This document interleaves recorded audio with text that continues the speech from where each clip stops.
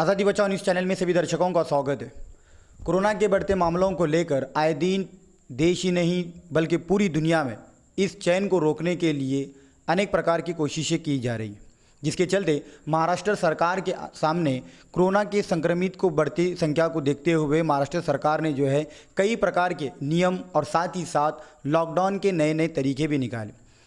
जिस तरह से हमने देखा कि फ़िलहाल वक्त 30 अप्रैल के आदेश में उन्होंने राज्य के सभी दुकानों को बंद करने का और साथ ही साथ मिनी लॉकडाउन, जिसे हम जो है वीकेंड लॉकडाउन के नाम से जानते हैं, तो जिसके चलते महाराष्ट्र के अंदर सभी व्यापारी संगठन हो या राजनीतिक दल हो, इन्होंने जो है उसका विरोध किया। जिसके चलते आज हमारे महाराष्ट्र के अंदर कोरोना के मामले तो बढ़ रहे हैं, लेकिन आए दिन जनता इसका विरोध भी करते हुए नज़र आ रही है। जिसके चलते आज सोलापुर शहर के अंदर एडवोकेट खतीब वकील, जो कि एक नागरिक ग्राहक संगठन के अध्यक्ष हैं और साथ ही साथ आम आदमी पार्टी सोलापुर ज़िला के अध्यक्ष भी, इनसे हम जानेंगे कि लॉकडाउन इस संक्रमित की चैन को तोड़ने के लिए क्या सही है, क्या फिर जो सरकार ये जो नियम बना रही है वो किसके तहत कुछ हद तक सही है। सबसे पहले आज़ादी बचाओ न्यूज़ चैनल में सर आपका बहुत बहुत स्वागत है। आए दिन जो है कोरोना के मामले बढ़ने के कारण पूरे राज्य के अंदर बहुत सारे लोगों ने जो है इस लॉकडाउन को अमान्य करार भी दिया है और साथ ही साथ जो है लॉकडाउन को नकार रहे हैं, जबकि महाराष्ट्र सरकार जो है सारे राज्य की भलाई के लिए काम कर रही है, ऐसा उसका कहना है। ये देखिए, लॉकडाउन के बारे में हमारे नागरिक ग्राहक संगठन का और हमारी आम आदमी पार्टी का यह ठोस पैंतरा है, कहना है कि लॉकडाउन, जिसे संपूर्ण लॉकडाउन कहते हैं, यह एक पूरी तरह से अनावश्यक है और अगर दो टूक कहें तो कंप्लीट लॉकडाउन यह एक महामूर्ख संकल्पना है, ऐसे हमारा ठाम पैंतरा है। जो कि अगर इस चैन को रोकना है, जबकि जो है पूरी दुनिया ने इसको एक्सेप्ट किया है कि चैन को रोकने के लिए लॉकडाउन ही एकमात्र विकल्प उनके सामने है, तो जिसके चलते सिर्फ महाराष्ट्र राज्य नहीं बल्कि जो है देश के अलग अलग राज्यों ने भी इसको माना है और साथ ही साथ दोबारा लॉकडाउन करने का निर्णय यहाँ पर ही नहीं हुआ है बल्कि देश दुनिया के अलग अलग देशों में, ब्राज़ील में हुआ है, दूसरी मरतबा भी वहाँ पर भी लॉकडाउन लगाया गया है। तो क्या ये लॉकडाउन लगाने की जो सिचुएशन आज महाराष्ट्र राज्य को आ पहुँची है, तो क्या ये सही लगता है, क्या ये गलत निर्णय है? जैसा कि आपने जो है थोड़ी देर पहले कह चुका है कि ये गलत निर्णय है, लेकिन राज्य को जब संबोधित कर रहे थे सीएम उद्धव ठाकरे, तो उस वक्त उन्होंने साफ कहा था कि संक्रमण को रोकने के लिए, इस चैन को तोड़ने के लिए, ब्रेक द चैन लाने के लिए लॉकडाउन ही एकमात्र उनके सामने विकल्प है, दूसरा कोई और रास्ता हो। तो नागरिकों से भी उन्होंने अपील की थी कि अगर आपके पास लॉकडाउन कर छोड़कर अगर कोई उपाय है तो वो उपाय उनको बताएं। ये देखिए, लॉकडाउन का मतलब हमें मालूम है और समझना चाहिए कि लॉकडाउन का मतलब ये है कि हर इंसान ये अपने घर के अंदर रहे, घर से बाहर ना निकले, इसे लॉकडाउन कहते हैं। आपने कहा कि माननीय मुख्यमंत्री जी ने कहा कि लॉकडाउन के अलावा अगर कोई उपाय हो तो बताएं, तो हमें सबसे पहले यह समझना ज़रूरी है कि लॉकडाउन यही एक इलाज है, ऐसे कहीं भी अब तक साबित नहीं हुआ है। लॉकडाउन यह कोरोना बीमारी पे नियंत्रण पाने के लिए जो कई इलाज हैं, उपाय हैं, उसमें से एक उपाय है। वो एक ही उपाय है ऐसे बिल्कुल नहीं है, क्योंकि हमें यह समझना ज़रूरी है कि लॉकडाउन करने से कोरोना का संक्रमण कितनी फीसद कम होगा, यह अब तक शास्त्रीय दृष्टिकोण से किसी ने भी साबित नहीं किया है। लॉकडाउन यह कुछ लोगों को चाहिए और बहुत सारे लोगों को नहीं चाहिए, क्योंकि लॉकडाउन से कुछ लोग बेहद मुनाफा कमा रहे हैं। यह इसके पीछे का एक राज है। तो लॉकडाउन होने से कोरोना पे संपूर्ण नियंत्रण पा लेंगे, ऐसे अब तक साबित नहीं हुआ है। लॉकडाउन करने से यह जो द चेन ऑफ इन्फेक्शन, जिसे संक्रमण की श्रृंखला कहते हैं वो ब्रेक होती ही है, ऐसे अब तक शास्त्रीय दृष्टिकोण से कतई साबित नहीं हुआ है। और लॉकडाउन लगाने से कोरोना के संक्रमण की रफ्तार परसेंटेज कम होता है, यूँ भी अब तक साबित नहीं हुआ है, क्योंकि पिछली साल 23 मार्च 2020 से जो लॉकडाउन लगने के बाद में भी हमने देखा है कि इस कालावधि में कोरोना से संक्रमित लोगों की संख्या बढ़ती ही जा रही है। उसके लिए अलग इलाज हैं। लॉकडाउन यह ओनली वन वाहिद अकेला इलाज हरगिज़ नहीं है, यह हवा बनाया जा रहा है।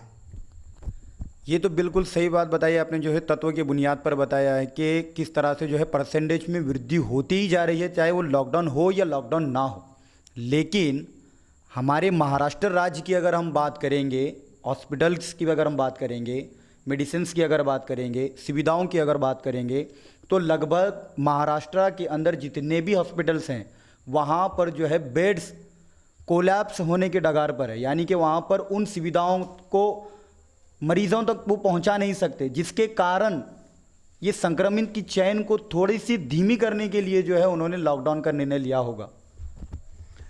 ये देखिए, आज के ही अखबारों में, मराठी अखबारों में गवर्नमेंट ऑफ महाराष्ट्र ने कोरोना पे जो टास्क फोर्स गठित किया है, उस टास्क फोर्स ने जो सूचनाएं दी हैं, उन सूचनाओं में से पहली सूचना ये है कि 95% 95% ऑफ द पेशेंट्स यानी कोरोना के मरीज़ ये घर में ही सही तरीके के इलाज लेकर अच्छे हो सकते हैं, होते हैं। यानी जो कोरोना से बीमार हो रहे हैं उन लोगों में से 95% 95% लोगों को घर के बाहर जाने की भी ज़रूरत नहीं है। होम क्वारंटाइन जिसे हम होम क्वारंटाइन कहते हैं, उसकी ज़रूरत है। यहाँ पे हुकूमत महाराष्ट्र यह उसकी जो प्रायोरिटीज़ जो हैं उसमें गड़बड़ कर रही है। या तो इनको ये कोरोना की बीमारी पूरी तरह से अच्छी तरह से समझ में नहीं आई है, या दूसरी जो वजह है जो आप समझ सकते हैं, जनता भी समझ सकती है, ज़रा देर पहले मैंने उसका जो जिक्र किया था। और दूसरी बात यह है कि आज ही के अखबारों में अपने हुकूमत महाराष्ट्र का जो पब्लिक हेल्थ डिपार्टमेंट है, जिसे सार्वजनिक आरोग्य विभाग कहते हैं, उसके प्रधान सचिव हैं, प्रिंसिपल सेक्रेटरी, उनका नाम है डॉक्टर प्रदीप व्यास। उन्होंने यह कहा है कि फिल वक्त कोरोना से मरने वालों की तादाद या जिसे डेथ रेट कहते हैं वो है 0.5%। ये 100 में से 0.5% नहीं है, कुल संक्रमित लोग जितने हैं उन लोगों में से 0.5% लोगों की मृत्यु हो रही है।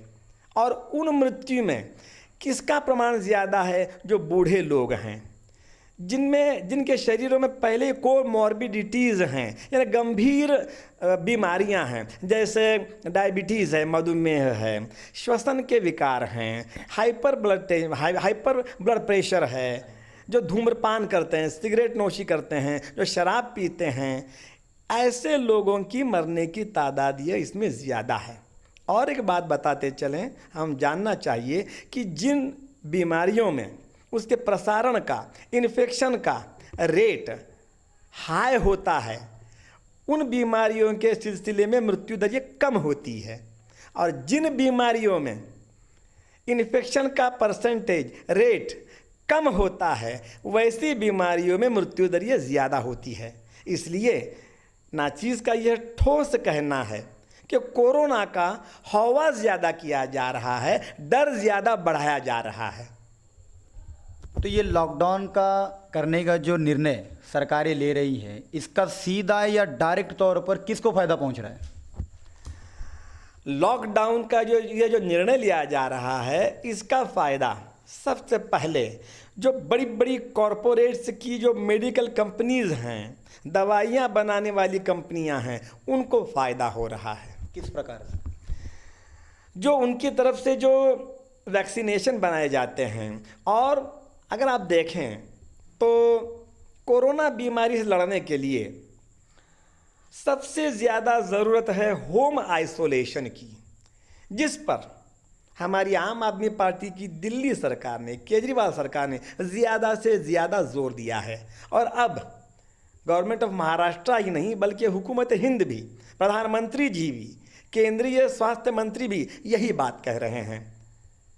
हमारे महाराष्ट्र में क्या हो रहा है, कोरोना पॉजिटिव आया, चलो इंस्टीट्यूशनल क्वारंटाइन में। हालांकि गवर्नमेंट ऑफ महाराष्ट्र की टास्क फोर्स ने ही कहा है कि 95% लोगों को इंस्टीट्यूशनल क्वारंटाइन की भी ज़रूरत नहीं है।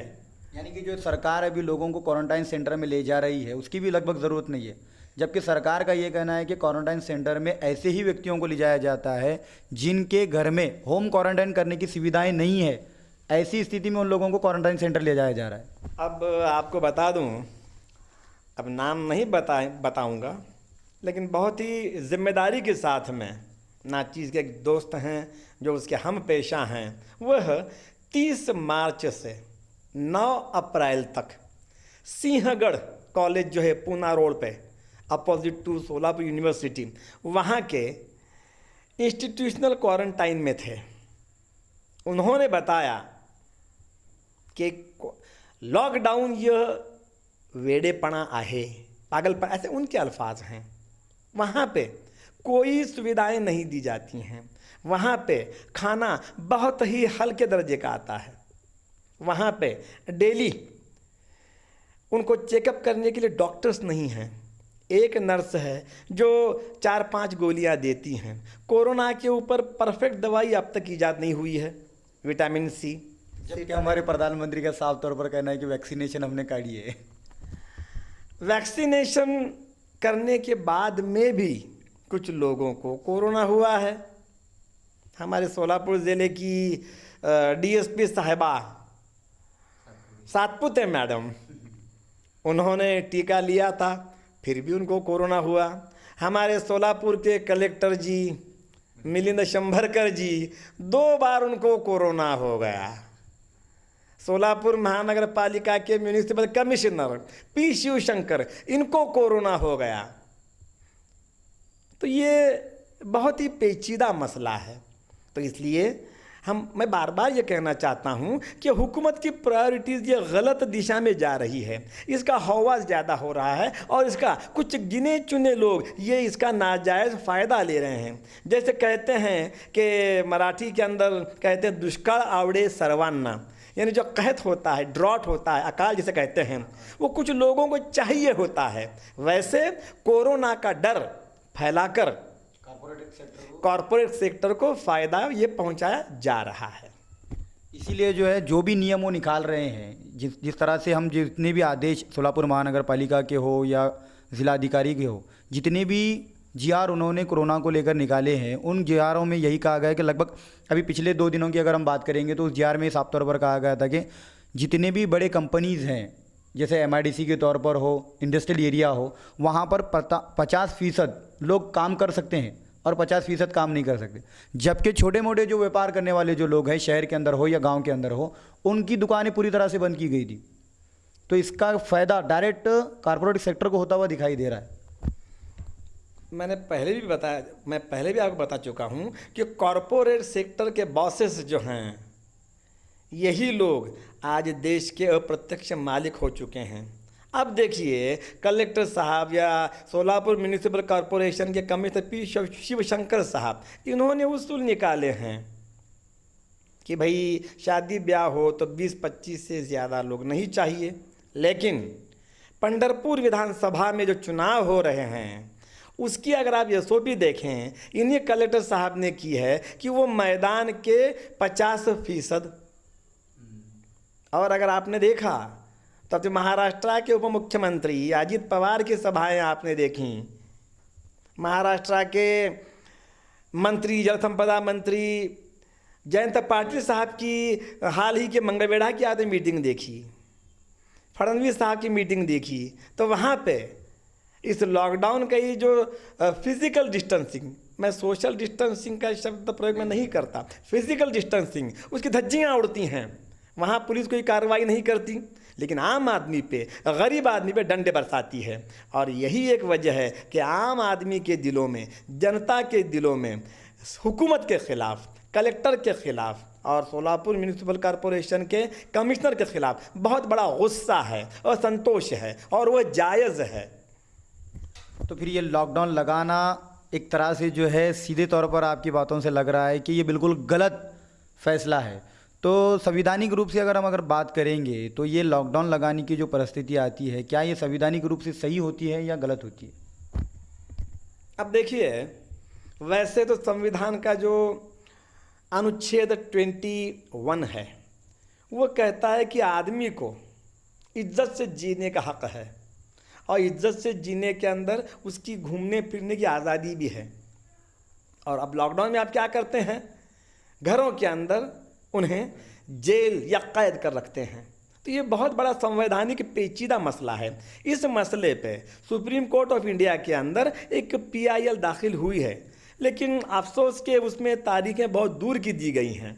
और जब तक सुप्रीम कोर्ट ऑफ इंडिया यह फैसला नहीं करती कि क्या यह नागरिकों के मूल अधिकार हैं, जो फंडामेंटल राइट्स हैं, क्या उसका यह हनन है, इन्फ्रिंजमेंट है, तब तक ये महसूस नहीं होता। लेकिन नाचीज़ का ये कहना है कि साइंटिफिक बेसिस पे, मेडिकल एविडेंसेस के तौर पे अगर देखा जाए तो लॉकडाउन की संकल्पना संपूर्णतः अनावश्यक है, गैर ज़रूरी है।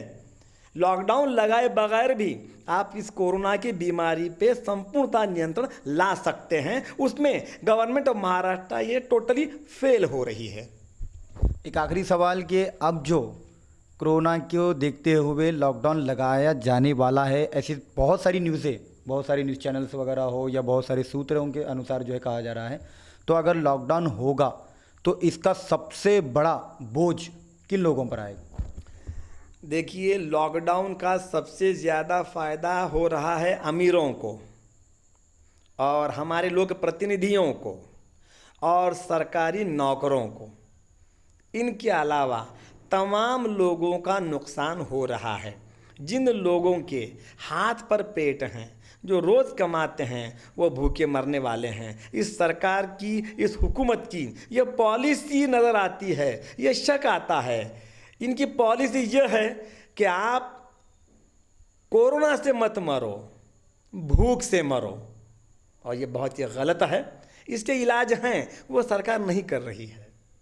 जैसा कि सर आपने कहा कि जो है लॉकडाउन इसका इलाज नहीं है, तो सरकार ने जो हर उपाय जो करना था वो सारे उपाय उन्होंने कर लिए, लेकिन आखिरी क्या इलाज है जिसका आप विरोध तो करते हुए नज़र आ रहे हैं? बिल्कुल, जो आपका डेमोक्रेटिक राइट है, आपने जो है विरोध किया, ये बिल्कुल सही है, लेकिन आपके पास ऐसा क्या सुझाव है जो सरकार आपके सुझाव को मान्य करे और जो है लॉकडाउन को लगाने से रोक सके?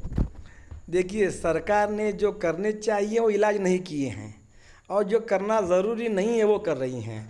लॉकडाउन के लिए नाचीज़ का ये ठोस कहना है कि हुकूमत को आवाम में, जनता में मास्क, साबुन, सैनिटाइज़र ये मुफ्त में हमेशा बांटते रहना है, क्योंकि कोरोना का फैलाव जो है ये नाक के ज़रिए और मुंह के ज़रिए होता है। और मास्क बनाना, आज 4 रुपये के अंदर अच्छे मास्क अवेलेबल हैं।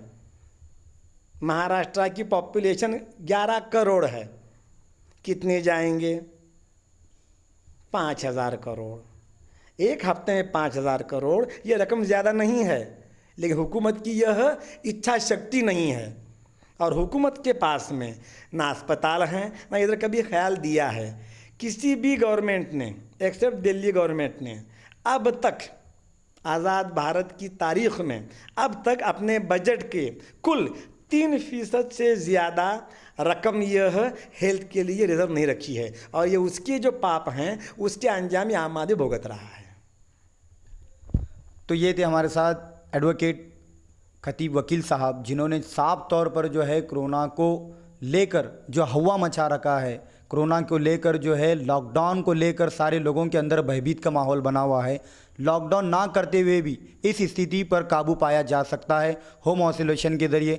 और साथ ही साथ ये भी उन्होंने साफ तौर पर कह दिया है कि लॉकडाउन का डायरेक्ट फ़ायदा किन लोगों को हो रहा है, उनकी आप ज़बान से सुने ही होंगे। तो ये लॉकडाउन का विरोध साफ तौर पर करते हुए दिखाई दे रहे हैं। तो आज हमारे आज़ादी बचाओ न्यूज़ चैनल में इस लॉकडाउन के ऊपर चर्चा करने के लिए आपका बहुत बहुत धन्यवाद सर। आगे की जानकारी के लिए बने रहिए हमारे साथ और देखते रहिए आज़ादी बचाओ न्यूज़ चैनल। आज़ादी बचाओ न्यूज़ चैनल को सब्सक्राइब करने के लिए बेल आइकन पर क्लिक करना ना भूलें। साथ ही साथ लाइक करें और शेयर भी करें।